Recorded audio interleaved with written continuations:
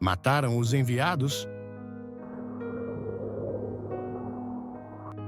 A reflexão do dia é a explicação do Evangelho de Lucas, capítulo 11, versículos de 47 a 54, apresenta uma dura crítica de Jesus aos mestres da lei e aos fariseus, mostrando a hipocrisia deles ao exaltar os profetas, cujos ensinamentos eles mesmos rejeitavam, e ao impedir o acesso à verdade.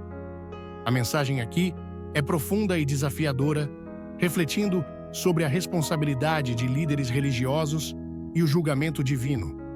Jesus começa denunciando a hipocrisia dos líderes religiosos ao dizer: "Ai de vós, porque construís os túmulos dos profetas.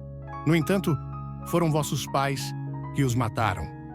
Aqui, ele expõe uma contradição.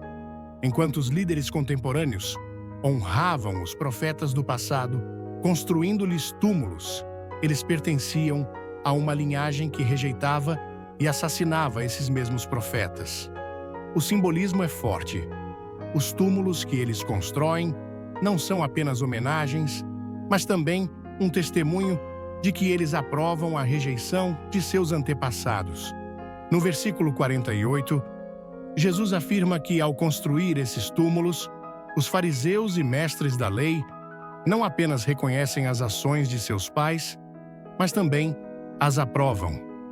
Esse reconhecimento é visto como uma aceitação do pecado de seus antecessores. Ao matar os profetas, seus antepassados rejeitaram a vontade de Deus, e ao construir monumentos a esses profetas, as gerações atuais apenas perpetuavam essa tradição de rejeição e violência contra os mensageiros de Deus. No versículo 49, Jesus fala da sabedoria de Deus que enviou profetas e apóstolos, sabendo que muitos seriam perseguidos e mortos. Esta perseguição era parte de um padrão contínuo, em que aqueles que traziam a mensagem divina eram silenciados pelos poderosos. Aqui, vemos que o sofrimento dos enviados de Deus não foi acidental, mas algo previsto pela sabedoria divina, como um modo de revelar a corrupção e maldade do coração humano. Jesus então declara que será cobrado dessa geração o sangue derramado de todos os profetas, desde Abel até Zacarias. Abel, o primeiro mártir, morto por Caim, representa o início da violência contra os justos.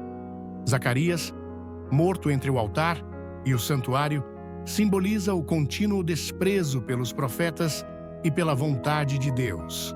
A morte de ambos é usada para mostrar a responsabilidade coletiva que recai sobre aqueles que perpetuam a rejeição da palavra de Deus.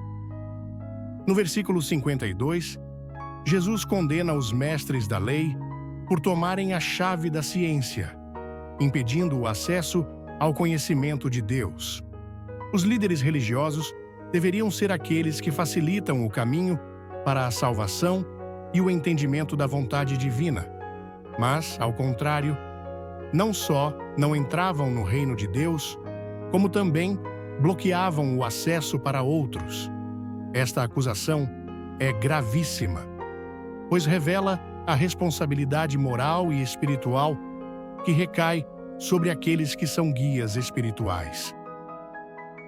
Nos versículos 53 e 54, a reação dos fariseus e mestres da lei à crítica de Jesus não foi de arrependimento ou reflexão, mas de hostilidade. Eles começaram a tratá-lo mal, tentando pegá-lo em alguma falha. Essa resposta confirma o que Jesus já havia denunciado: a dureza de coração daqueles que deveriam guiar o povo. Ao invés de reconhecerem seus erros, tentaram desviar a atenção, armando ciladas contra Jesus, buscando razões para acusá-lo. Essa passagem é um convite à reflexão sobre a responsabilidade daqueles que possuem liderança espiritual. Jesus nos ensina que não basta apenas reverenciar figuras religiosas do passado. É necessário viver em conformidade com seus ensinamentos. Além disso, devemos tomar cuidado para não nos tornarmos obstáculos para outros que buscam o reino de Deus. A chave da ciência, mencionada por Jesus, é a verdade revelada por Deus. E os líderes espirituais têm a responsabilidade de usá-la para guiar e não para afastar o povo de Deus. Esta passagem nos lembra que a justiça divina não é cega à história e que há consequências para a rejeição contínua da vontade de Deus. Ela nos chama à conversão e à abertura para a verdade, especialmente para aqueles que têm a responsabilidade de ensinar e guiar os outros no caminho da fé. A paz de Cristo e o amor de Maria, tia Alessandra. E aí, povo de Deus? Gostaram da reflexão de hoje? Não esqueçam de se inscrever, curtir e comentar. Isso ajuda no crescimento do nosso canal. Beijos da tia Alessandra.